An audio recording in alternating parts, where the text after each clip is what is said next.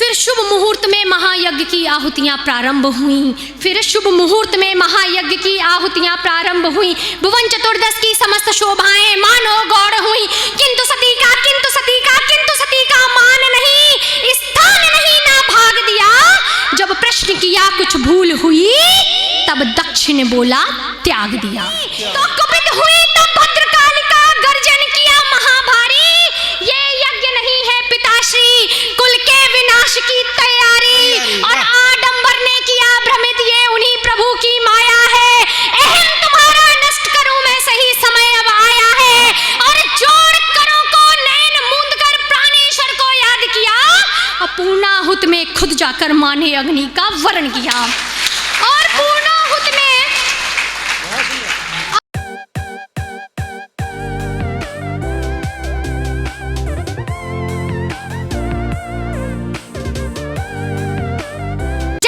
पहुंचने के बाद मुझसे ये कहा गया कि आप कवित्री हो, थोड़ी सी श्रृंगार की रचनाएं लिखो। अब हम तो ठहरे वही सुंदरकांड पढ़ने वाले, कहाँ से शुरू करते? तो जो श्रृंगार की पहली रचना गुरुदेव लिखी, वो लिखी गई भगवान शिव और सती का जो प्रेम प्रसंग है, जो उनकी विवाह प्रसंग है। और उसके बाद उनका वहाँ पे जाके जो उन्होंने अपना भस्म हुई थी, वो जो उनकी पूरी कहानी है, वो मेरी पहली श्रृंगार की रचना लिखी गई। और खैर इसी रचना ने मुझे देश में बहुत सारी जगहों पे पहुंचाया। आज आप सबके चरणों में रखती हूँ, गुरुदेव भी सुने। कोई भूमिका नहीं, क्योंकि सबको पता है। यहाँ पे सीधे सीधे शुरू करती हूँ, सुनिएगा।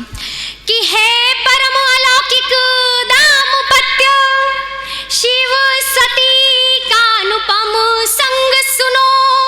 कि है परम अलौकिक दाम्पत्य, शिव सती का अनुपम संग सुनो। प्रेमी प्रगाढ़ विरहा की मार, उसमें जीवन के रंग सुनो। प्रेमी प्रगाढ़ विरहा की मार, उसमें जीवन के रंग सुनो। कथा की शुरुआत होती है कि माता सती दिखती कैसी थी, माँ कैसी थी। कि वो ज्ञानवती, वो बुद्धिमती माँ वाणी जिनके कंठ बसे। ऐश्वर्य वहाँ बढ़ते जाते जहाँ भी देवी के चरण पड़े। इंगित पे बदले पवन दिशा, अंबर भी झुक के नमन करे। सौंदर्य की वो पावन मूरत, प्रकृति अपलक ही निहार करे। प्रकृति अपलक ही निहार करे। वो तेज पुंज शक्ति का अंश, साधारण मनुज न जान सके। बस आदि पुरुष बम महादेव, उनके प्रताप को थाम सके। बस आदि पुरुष बम महादेव, उनके प्रताप को थाम सके। क्योंकि वो देवी रूप में थी, वो राजकुमारी जो देवी थी वो मनुष्य रूप में थी, और भगवान शंकर आदि रूप में। उनका मिलन कैसे होता? तो वैभवशालिनी हठ धर्मी माँ जंगल में जाकर तप साधी। सब त्याग दिया बस पत्र एक, तब देवी अपर्णा बड़ भागी। तब देवी अपर्णा बड़ भागी। अपर्णा का मतलब जो एक पत्र पे अपना दिन व्यतीत कर ले। और इस पूरे प्रसंग में आपको, क्या आप बहुत विद्वजन हो तो आप लोग गौर करिएगा कि जो देवी के नाम है वो प्रसंग के अनुरूप ही आए हैं। तो तब देवी अपर्णा बड़ भागी। तो तप का प्रभाव क्या हुआ कि तप के प्रभाव से आतंकित ब्रह्मांड समूचा डोल गया। कैलाशी सब भयभीत हुए, शंकर का डमरू बोल गया। प्राकट्य हुए तो महादेव, जब मातु सती को वचन दिया, हे देवी धैर्य धरो अब तुम, जो भी अभीष्ट है पूर्ण किया। जो भी अभीष्ट है पूर्ण किया। जो भी अभीष्ट है पूर्ण किया। तो आनंदित सती महल लौटी, पर पितु में था रोष भरा। यशशालिनी दे दूं दीन को मैं, स्वीकार्य नहीं था क्षोभ बढ़ा। तो पितु ने तब चाल कुटिल खेली और शून्य स्वयंवर रचवाया। क्योंकि उस स्वयंवर की कोई महत्ता नहीं थी, सबको पता था कि उनको शिव जी से विवाह करना है। और शून्य स्वयंवर रचवाया। सुर नर मुनि सब थे आमंत्रित, पर शिव जी को ना बुलवाया। पर शिव जी को ना बुलवाया। तो दुल्हन के रूप में जब प्रगटी, तो माँ प्रसूत के नैन भरे। सो रश्मि कीर्तियां बिखर उठी, मंडप में माँ के चरण पड़े। और देख सती का भव्य रूप, देवों में भी सकुचाहट थी, पर माँ शक्ति को तो केवल शिव के दर्शन की चाहत थी। पर माँ शक्ति शिव के दर्शन की चाहत थी। अब पितु के विचार को ज्यों भापा, कि पितु के विचार को ज्यों भापा, माँ दक्ष सुता बस मुस्काई। जय नमः शिवाय जपा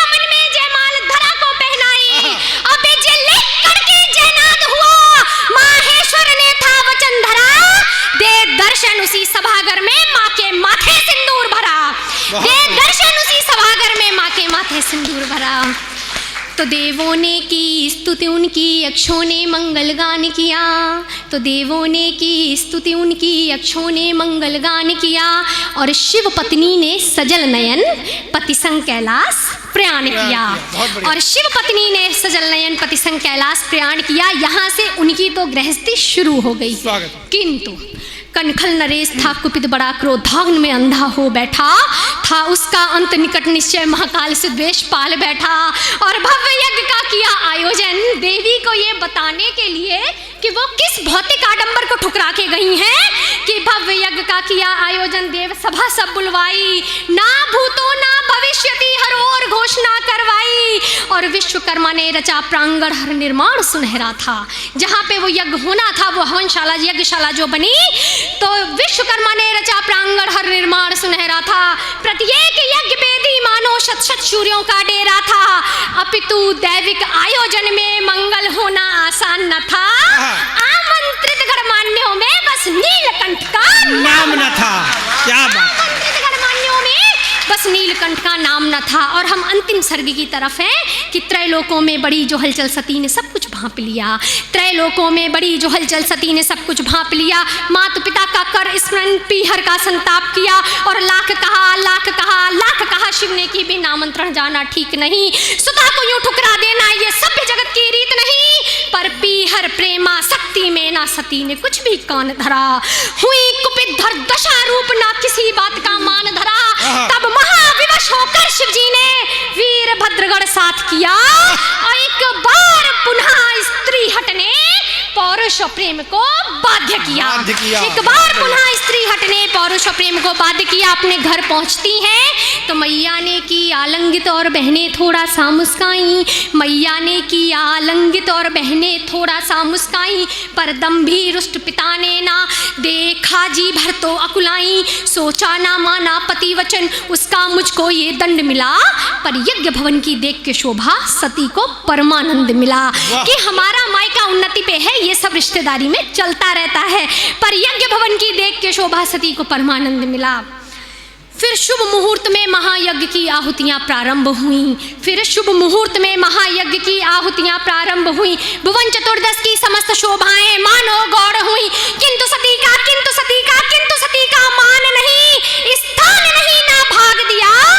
जब प्रश्न किया कुछ भूल हुई, तब दक्ष ने बोला त्याग दिया। तब दक्ष ने बोला त्याग दिया। और वो शिव जी के लिए किस प्रकार के वचन बोलते हैं कि ना चाल चलन ना नगर धाम कोई राजस्वी अनुबंध नहीं। कि ना चाल चलन ना नगर धाम कोई राजस्वी अनुबंध नहीं। ऐसे बागंबरधारी का हमसे कोई संबंध नहीं, हमसे कोई संबंध नहीं। तो हम स्त्रियों का एक विशेष गुण होता है कि हम अपने पतियों से लड़ेंगे, भिड़ेंगे, परेशान करेंगे, लेकिन कोई भी दूसरा व्यक्ति, भले वो हमारे माँ बाप ही क्यों ना हो, हमारा मायका ही क्यों ना हो, उनके बारे में यदि अपशब्द बोलता है तो वो हमें स्वीकार्य नहीं होता। और वो तो देवी थी, तो कुपित हुई तो भद्रकालिका गर्जन किया महाभारी। ये यज्ञ नहीं है पिताश्री, कुल के विनाश की तैयारी। और आडंबर ने किया भ्रमित, ये उन्हीं प्रभु की माया है। अहम तुम्हारा नष्ट करूं मैं, सही समय अब आया है। और जोड़ करों को नैन मूंद कर प्राणेश्वर को याद किया। और पूर्णाहुत में खुद जाकर मां ने अग्नि का वरण किया। और पूर्णाहुत में खुद जाकर मां ने अग्नि का वरण किया। अंतिम पंक्तियां शिव तांडव की रखती हूँ, वो पंक्तियां जिसने मुझे काव्य क्षेत्र के भी बहुत बड़े लोगों का स्नेह दिलवाया, रखती हूँ। स्वागत है पल्लवी, स्वागत। कि सब अकल विकल व्याकुल होके दिग्भ्रमित हो भागे जाते थे। सब अकल विकल व्याकुल होके दिग्भ्रमित हो भागे जाते थे। शिव भोले बनेंगे संहारक सब सोच के ही घबराते थे। जो सुनी सती की अंत कथा, शिव का तांडव आरंभ हुआ। खुला तीसरा नेत्र जो ही मानो अशेष विध्वंस हुआ। घन घनन घनन घनघोर चढ़े ज्यों जो शिव का प्रतिघात बड़ा। रत्नाकर उठा झुका अंबर सुर असुर सकल भयनाद बड़ा। हर प्राण अप्राण था भयाक्रांत, अब लगता अंत सुनिश्चित था। तब चक्र सुदर्शन ने देवी काया को किया विखंडित था। तब चक्र सुदर्शन ने देवी काया को किया विखंडित था। और छूटी हाथों से मातु सती, शिव का स्थिर चित भाव हुआ। और जहां भी देवी के अंग गिरे श्रीपीठों का उद्भाव हुआ। श्रीपीठों का उद्भाव हुआ। किंतु ज्यों ही शिव को विष्णु के इस मायावी कृत्य का भान हुआ, भोगोगे तुम भी प्रेम विरह। क्रोधित शिव ने आह्वान किया, क्रोधित शिव ने आह्वान किया, और इसीलिए हम मानते हैं कि जब वो राम रूप में आए तो उनको माता सीता से विछोह का सामना करना पड़ा, किंतु उस समय वो रुके तो समस्त सृष्टि ने उनकी आराधना की। उन पंक्तियों के बाद मैं मेरा स्थान लेती हूँ, आप सबका भी आशीर्वाद मिले कि तुम आदि रूप वो जगदम्बा, सकल जगत के स्वामी हो, हर अंश रूप में संग दोनों जग पालक अंतर्यामी हो। हे दया निधान हे करुणा कर, विनती है जन के कष्ट हरो, माँ शक्ति से होगा पुनर्मिलन, शंभु थोड़ी सी धीर धरो, शंभु थोड़ी सी धीर धरो। और शांत हुए भगवान तब सुन के करुण पुकार, और गिरतन आसंग फिर मिले शिव शंभु अविकार, शिव शंभु